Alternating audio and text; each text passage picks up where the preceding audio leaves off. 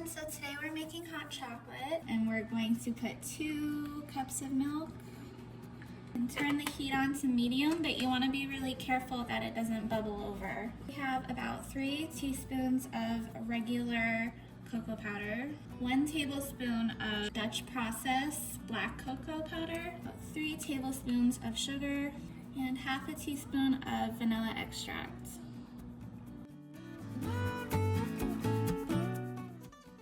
So I have about a third of a pint whipped cream, about a tablespoon of sugar, vanilla extract, maybe a 1/4 teaspoon or an 1/8 teaspoon, about that much. So this is about the consistency you want, nice and thick, but don't do it too much or it'll turn into butter. Okay, so we're gonna serve it up. Dust it with a little bit more with some black cocoa.